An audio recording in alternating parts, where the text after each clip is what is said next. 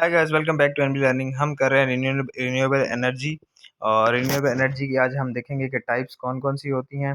और फिर हम कंपैरिजन देखेंगे फॉसल फ्यूल्स, जो हमारी फॉसल फ्यूल से जो हम बिजली प्रोड्यूस करते हैं उससे, और जो हम अपने रिन्यूएबल रिसोर्सेज से एनर्जी प्रोड्यूस करते हैं उनमें क्या फ़र्क होता है।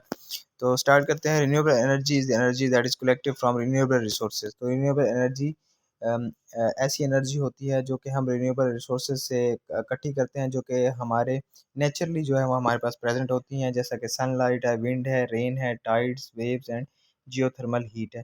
ये वो सारी चीज़ें हैं जिससे हम अपनी रिन्यूएबल एनर्जी जो है प्रोड्यूस कर सकते हैं। रिन्यूएबल एनर्जी की टाइप्स के बारे में अगर आ जाएँ तो इसमें सोलर एनर्जी है, बायोमास एनर्जी है, विंड एनर्जी है, उसके अलावा जियोथर्मल एनर्जी है, यानी ज़मीन की जो हीट है वो है। ओशन थर्मल एनर्जी, ओशन की जो थर्मल एनर्जी है वो है। टाइडल और वेव्स एनर्जी इसमें आ जाती है टाइप्स ऑफ रिन्यूएबल एनर्जी में। उसके अलावा जो नॉन रिन्यूएबल एनर्जीज होती हैं, non renewable energy, most of the energy consume is from non renewable energy resources. यानी कि जैसे हमारे पेट्रोलियम प्रोडक्ट्स हो गए, हाइड्रोकार्बन गैस हो गई, लिक्विड्स, नेचुरल गैस, कोल और न्यूक्लियर एनर्जी जो है ये हमारे नॉन रिन्यूएबल रिसोर्सेज में आ जाते हैं। उसके अलावा यूजेस ऑफ रिन्यूएबल एनर्जी को हम देख लेते हैं। रिन्यूएबल एनर्जी को यूज़ हम कैसे कर सकते हैं?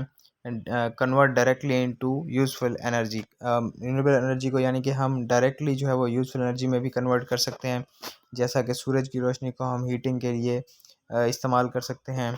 उसके अलावा जो है इसको हम हीटिंग के लिए, पानी गर्म करने के लिए भी इस्तेमाल कर सकते हैं। कंसनट्रेटेड बाय मिरर, में शीशों से यानी कि मिरर की मदद से सनलाइट को फोकस करके जो है उससे स्टीम भी पैदा की जा सकती है, और उससे स्टीम टरबाइन चला के हम अपनी पावर प्रोडक्शन भी कर सकते हैं।